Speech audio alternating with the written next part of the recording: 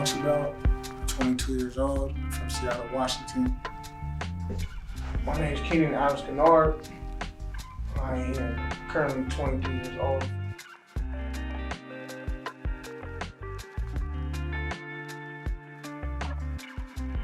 Well, one thing I'm looking forward to meeting Doug this morning is just really getting his perspective on, really his interest, curiosity of those of us that are juveniles incarcerated.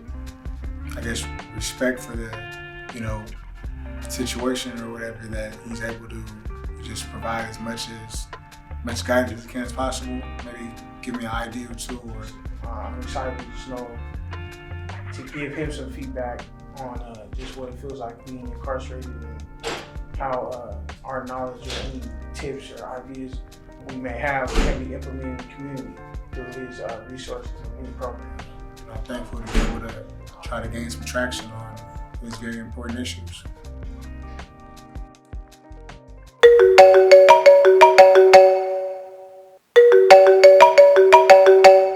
Man, hey Doug, man, it's Keenan Adams Kennard. Glad to share some time with you today, man. It's a heavy topic, racial equity, and I'm glad to be here this morning. Good to finally meet you. How you doing, Doug? My name is Juvenile, everybody talks about. And I'm happy to be here today, man. And I appreciate you taking some time out of your busy schedule to be present, man. Thank you. Man, Keenan Juwan, it's an honor and a pleasure to meet you all, and I'm grateful for this time. So let's get into it. So yeah, bro, we got some questions for you, Doug, man. So just from our perspective, you know what I'm saying, and knowing what you've been doing in the community and everything, and the topic of discussion today, we're talking about racial equity.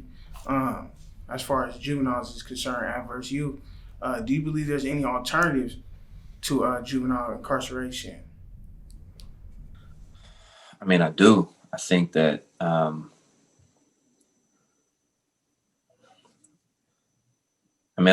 not familiar with the juvenile justice system to the detailed degree, but when I look at how it's human beings, right? You're just dealing with human beings at the end of the day, and I truly believe in my core that all human beings are the same. We all want to be loved and seen and accepted for who we are and for who we're trying to become. And I don't know what the structure or the framework of the alternative would look like, but I know what the essence is. And the essence is truly showing somebody their value, truly showing somebody that they matter, that their life matters, that there's significance in who they are. And when you do that, in my opinion, you give life to somebody, you breathe life into somebody, and they see outside of themselves what can become. And a lot of us, it take me for, when I grew up, I didn't have a lot of that. My value was in football, so it was really hard for me to figure out what my value was in the world, so to speak. And if you don't have that, I feel like you can get lost no matter who you are, no matter what environment or situation you grow up in. And so, if there's an alternative, to me, it's like demonstrating that love, really exemplifying and putting into practice love and empathy and understanding, and actually seeing people for who they really are. What do you know about Green Hill School? I don't know anything about it other than what I can read up on online. I mean, y'all could tell me more about what the website could tell me. So pretty much right now, here at Green Hill School, we don't have a community facilitator for African American group, and we've pretty much we've been struggling to get organized and everything to allow everybody to come together, for everybody to learn the history, and for everybody to learn to get along, and to just build a sustainable foundation and everything. So juvenile justice is it's another huge barrier, or just topic in terms of how we heal people and how we heal the problems that we have in this country. I feel like something that has been I wouldn't say lost, but hasn't been addressed yet as far as dealing with adverse youth. You know, the crime rates for the ages of the egregious charges and just how many, you know what I'm saying, different gun charges and burglaries and robberies are occurring, and they're seeing that these are now it's occurring at a rate with a younger age limit. You know what I'm saying? So it's like they don't even have the ability. Like, you know, we're in a penitentiary, multiple different facilities are overpopulated. So now they had to extend the limit because statistics are showing that, you know, we need to have some type of housing, even in the institution for the younger ages. So, like, with that being said, as far as like prevention strategies instead of intervention, you know what I'm saying? Like, because we're in like a type of like fatherhood type group where we speak a lot about like generational curses and different things that so much are role models that can be negative, but you're not knowing that because these are the family tree that you were birthed into. So it's like, You know, to my point earlier, like everybody, to me, everybody's the same. Everybody wants to feel loved and accepted for who they are. And that doesn't matter if you're a child or if you're, you know, a senior. Everybody wants that feeling. And so, so I feel like that's something that we always have to shed light on before it's too late. yeah, I appreciate you saying that too. And I agree with you. I mean, even to this day, like there's things that I need to, like, I'm hoping that my mom would open up about. You know, there's things that, like, there's healing that I'm really asking my mom to go to therapy with me to kind of heal some of the things that we went through together. And, you know, to your point, like in the Black community, it's just not something that we do. You know, it's looked upon as like something's wrong with you or you're weak. You know, exactly what you just said. Like I was becoming aware of things that had happened in my childhood that were affecting my behavior as an adult. And I wasn't even aware of it. I didn't know it until, you know, somebody was like, hey, tell me about your childhood. Tell me about, and I tell them about things that happened. They're like, well, you know, how does that make you feel today? And then I start crying, you know, and I just like, I don't even know where these feelings or emotions are coming from, but like, this is the first time I've uncovered it. Anyways, my point is that I feel you, like, not only, you know, to the point that in the Black community, we need to be more open to, you know, having therapy and thinking about the things that our childhood, how it's impacted us as adults. But then also just being aware that there are things that happened when we were children that impact us as adults. So I agree with you 100%. Absolutely, man. Right. Yeah, me and Keenan, we're in this class called Credible Messengers, and it's ran by a small little what you call it, corporation. Progress pusher organization. Yes, and pretty much we're learning a lot about generational curses and just you know, DNA having memory and everything.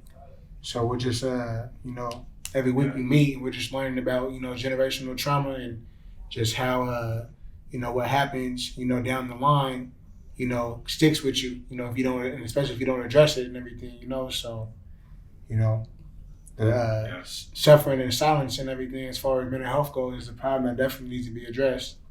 As far as like the racial, ratio or whatever with like staff to residents, you know, here it's like, I don't know the exact numbers, but you know, the campus is you know, mainly African American when it comes to residents, and you know, most of the staff are you know, Caucasian and everything. And not saying that, you know, everybody can't get along, but it's like, you know, the staff can only be trained so much to understand, you know, the backgrounds and, you know, the childhood and the traumas and everything that, you know, the youth and you know, young adults here, you know, have experienced. You know, like you know, it's the culture difference makes it difficult for, you know, the residents here to get along with, you know, some of the staff, you know, people's demeanors and just, you know, responses and, you know, levels of you know, validation skills to understand somebody else's situation. So, you know, that's something that it definitely is a problem while you know, there's youth and, you know, young adults incarcerated across the state. So that's something that can be you know, worked on. You know, have you know, more you know, counselors and people involved with the rehabilitation process that are, you know, more comfortable with them. Yeah. You know, that it reminds me of what I said earlier about how people just want to be seen. Like we as African American males in America, we have a certain experience. I grew up in the South. I grew up in Pensacola, Florida. And if you know anything about Pensacola, Florida, it ain't the most comfortable place for a black man to be, and to your point, like there's a certain demographic of people who they will never have that experience. And that's a privilege. They don't have to worry about, walking down the street and how somebody's going to view them or how somebody's going to take them. And I don't know, just number one, I'm sorry, like I feel it. And, I think that's what ails our society in general. We don't take the time to really see and understand people's experiences that don't look like us. And it's our job too, right, to give people grace and to try to teach them from a different perspective. But relationships is a two-way street. You got to have it on the other end too. Yes, sir. Yeah, yeah, I like specifically because I remember you had said going to the Salvation Army you grew up in back in the day. It was like your safe haven. I say that because to many of us that is true. But like as far as like we all three currently growing up as young athletes, right?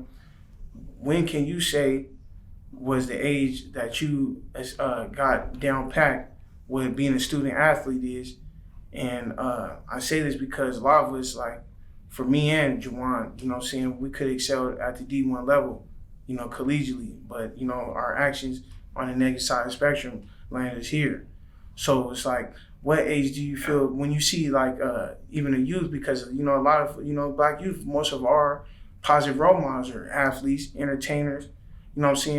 So it's almost like to rearrange that notion and start having generations of different positive role models for our young black children. But even though that's what it is now, how do you establish the student athlete when you're dealing with adverse youth that you can see as you being a former professional athlete, they could possibly excel, but with keeping them on the right track though? I don't want to say I was like a true student athlete. I don't think I really was. I didn't really think of like, I got to take care of my academics, in order to play. That's not how I thought about things. Like honestly, football was my escape. That was how I survived in my environment. I was craving control. I needed something to control, and I could I could control, football. I could control the outcome on the football field, and so that's what I used, and growing up in Pensacola, Florida, like, I grew up in a predominantly white area, and I was never accepted by them because I was black, right?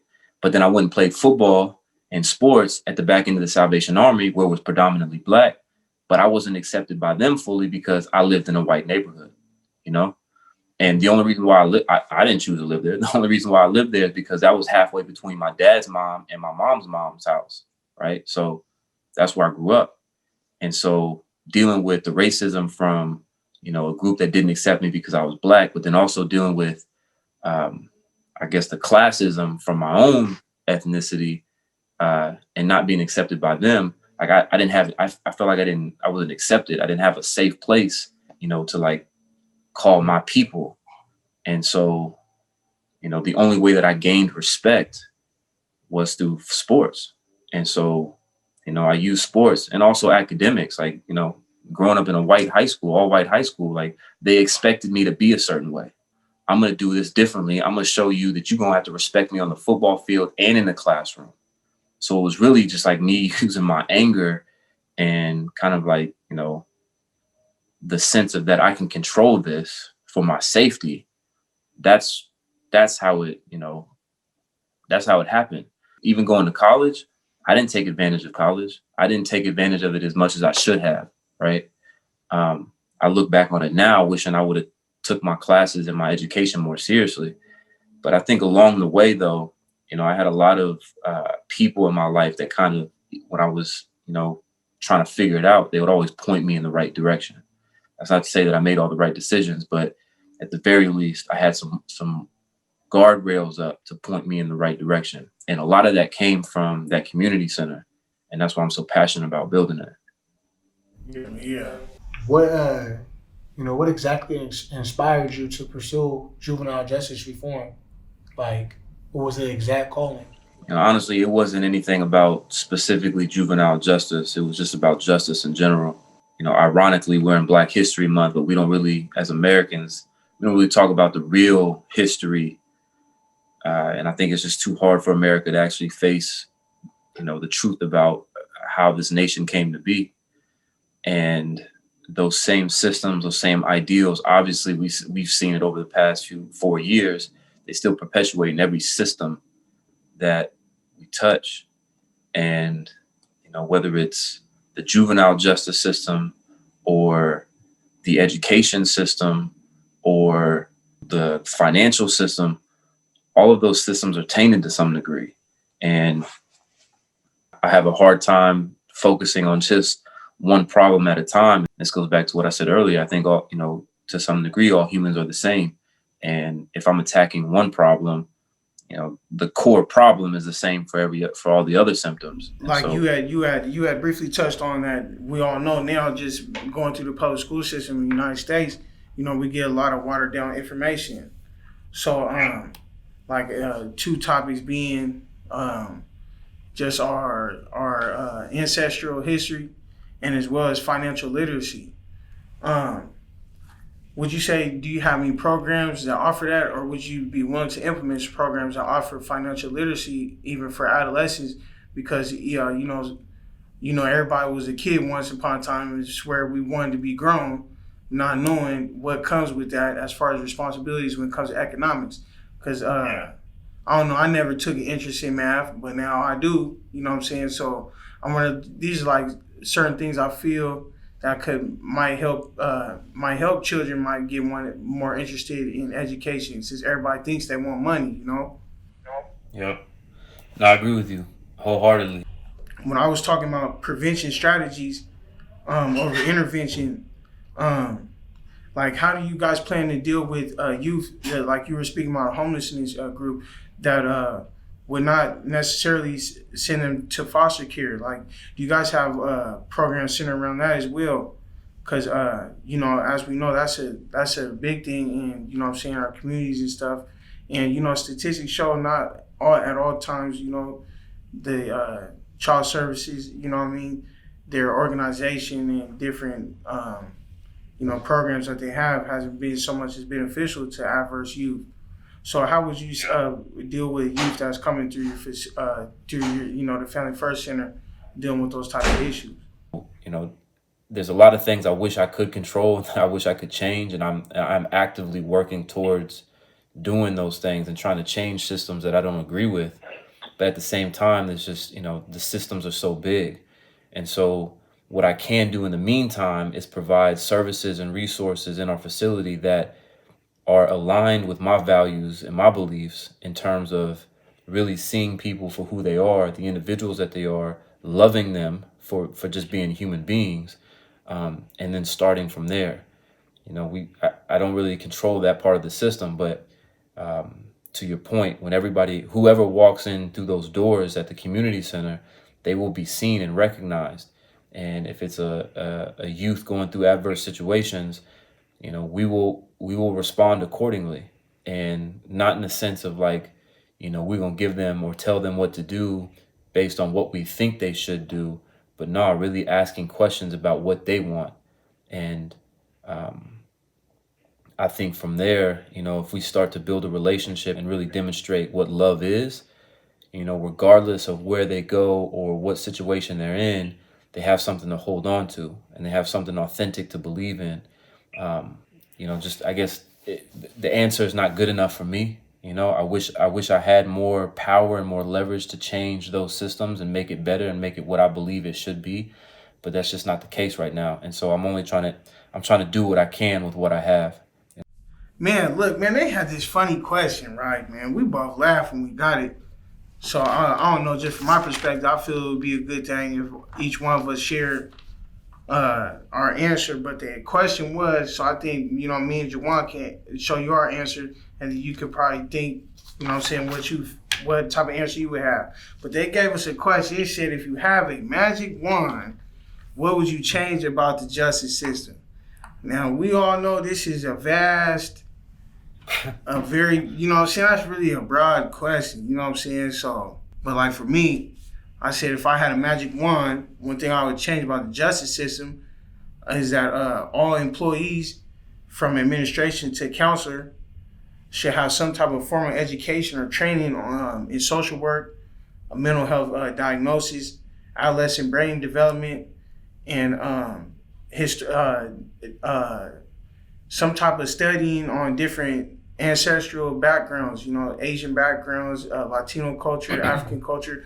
So, because it's not like we're gonna have facilities that are all the staffing is all black or all white, you know what I'm saying? So just so that they can have a, you know, basically just a comprehension of the people that they're dealing with. If in a perfect world, if I could wave a wand and what it would look like in a perfect world, well, number one, I don't know if the juvenile system itself would exist if I had a wand in the perfect world. But if you know, as it exists now, what would I do to change it if I could? It's kind of along the lines of what you said, Keenan, but it comes down to, like, you know, the people who work at these facilities and who have interactions with the youth. Like, they need to be not just educated, but like emotionally stable themselves and healthy enough to, you know, to take that walk with other people. You know, and I guess waving the wand would mean, you know, we look at the people who are incarcerated or the people who have gone through adverse situations and are now in these different situations. If we look at them as human beings, as genuine, down to earth, you know, stripped naked of all of the flaws and the negative connotations that we put on people, and just look at them as human beings, like there's a lot of grace that you can give to people in that, and there's a lot of love in that. Yeah, people are gonna do stuff. People are gonna, you know, people are gonna make mistakes, and those mistakes may be bigger or greater than other people's mistakes, and they may have to go to prison or be incarcerated. But at the end of the day, they're still human beings. You know, they're still people trying to figure out their lives, trying to. We're all human beings on this rock that's tumbling through space, trying to survive and thrive. I say that all the time, and I really mean it.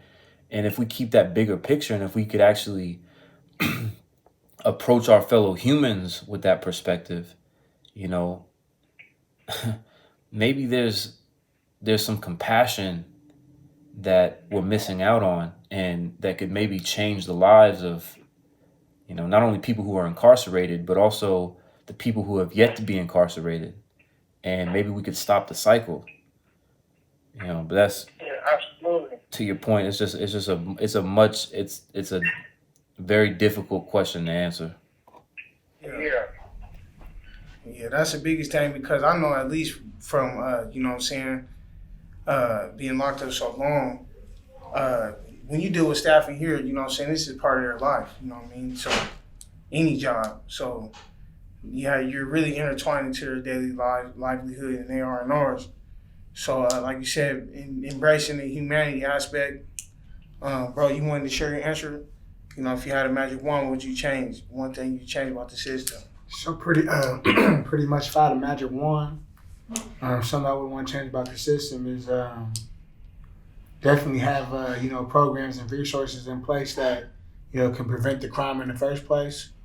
But you know, for the you know, the youth and juveniles that do fall victim to, you know, making poor choices that land them in you know, facilities, I would you know, want you know, each and every youth to be as educated as possible on their rights, you know, as far as due process goes and everything. You know, I feel like you know, if somebody does make a bad decision, they should be able to, you know, just have just a healthy balance of information, you know, in mind, just as they're going throughout the system and everything, because somebody that's, 13, 14, 15, 16 years old, that's, being charged as an adult or, is looking at, such amount of time away from their family and their loved ones, they should be able to just have knowledge of, just what their classes are supposed to look like and everything. So to have something put in place that can just educate the youth, that'll be my answer for that.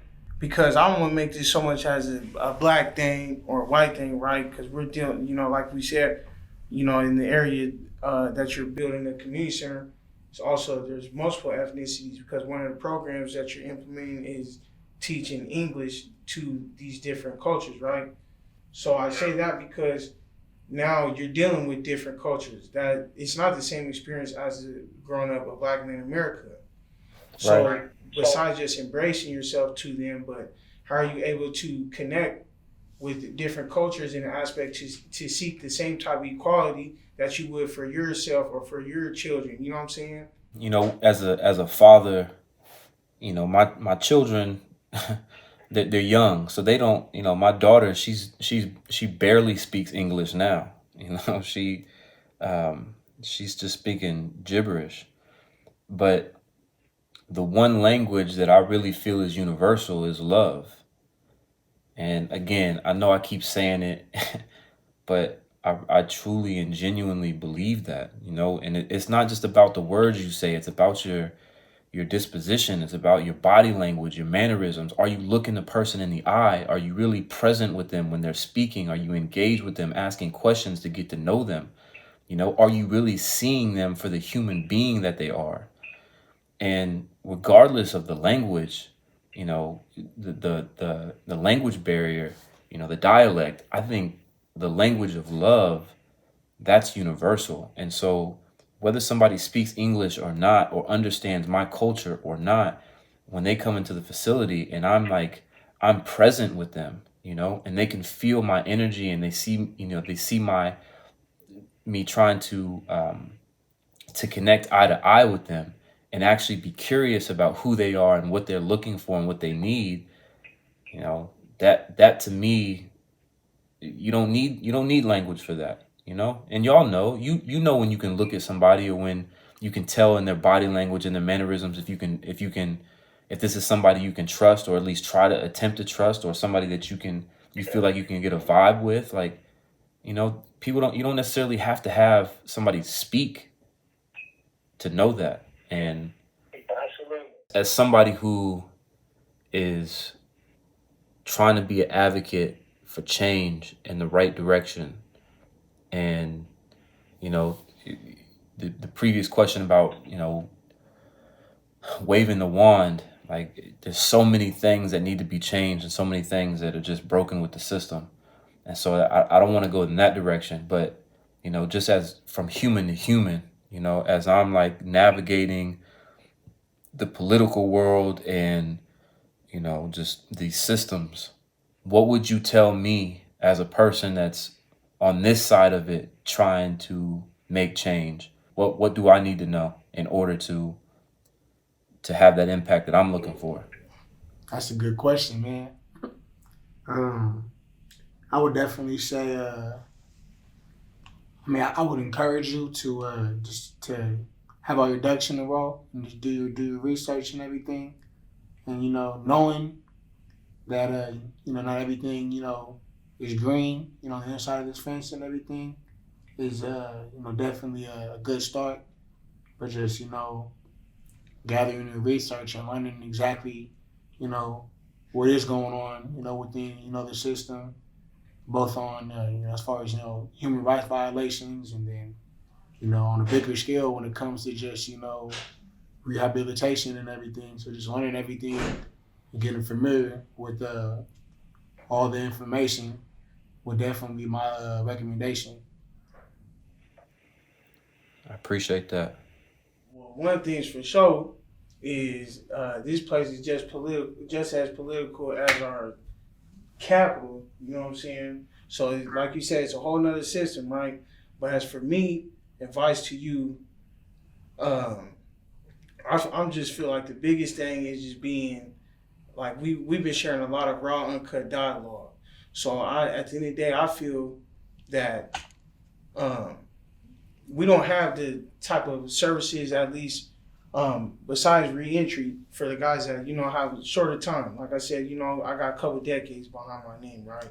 So with that being said, is to start implementing things or that are centered around, like I was speaking on, with the financial literacy aspect and communication skills. I feel is like a big program that could be used for us. So I'm telling you this, with you being out there, is something as because I speak a lot about prevention strategies instead of intervention. So it's like by you working with those youth, and especially the ones that that come from impoverished communities that deal with are suffering from gentrification, these type of things that happen in our country. I feel like that's the best thing, is getting kids to understand, taking entrepreneurship and financial literacy, and just learning about their rights. Out there before they even get here. Like what Juwan was saying, when you see someone that looks like you and they're successful, it makes you more curious into how to stay on that positive route to end up like that individual. Because a lot of these things, like if I had a different interest, as far as if I knew all the different umbrellas, as far as what a certain types of education would take me, whether it's psychology or sociology, whatever that's outside of sports, maybe I would have had a whole different perspective on what I wanted to do as far as a career before that was stripped of me because of an injury or whatever. To have multiple plans, really. And I feel like that's what a lot of programs that you are centered around, is being able for people to look at stuff multiple ways. Because a lot of the things that we suffer from or that brought us to where we are today, yes, self-inflicted to a certain percentage, but then on top of that, we don't get to choose the family tree we're born into, or who our role models is, or who our parents are. So with that now being acknowledged, it's giving us now we have the ability to empower ourselves, in which we didn't have that before. So I feel like that's the most important thing, or one of the most important things, it's increasing the communication skills and financial literacy and entrepreneurship at an early age, adolescent age. Yeah. No, absolutely. Hey, Appreciate you for the time, man. man, look, I appreciate y'all. I appreciate y'all, period, because of who y'all are. And man, I don't even know how to address all the heaviness around, y'all's situation and just life in general. But, I want to say this, and I want you to know I mean this from the bottom of my heart. I love y'all. I really do. And it doesn't take, it doesn't take me to, years and years to figure out what kind of people you are. I can just tell in the people you are just in this conversation. And I want you to know that somebody does love you, and I love you. I appreciate y'all for being authentic and honestly yourselves, flaws and all, and don't ever think that you're less of an individual or anything in that realm, because you're not. You're human, just like the rest of us. And we're all trying to figure out how to navigate this world. And I just appreciate y'all having the courage to be honest and vulnerable about who you are and your journey, because my daughters will benefit from that. And I mean that. And I love y'all for that. So I appreciate you. Thank you. It's not a problem, man. And Thanks man, for your time. this can't be the last time we share no dialogue either, man. Nah, hey, they know how to get in touch with me. Hit me up. Absolutely. Appreciate it, man. All right, fellas. Take care. God bless. And I hope to talk to y'all again soon. Yes, sir. All right, fellas. All right.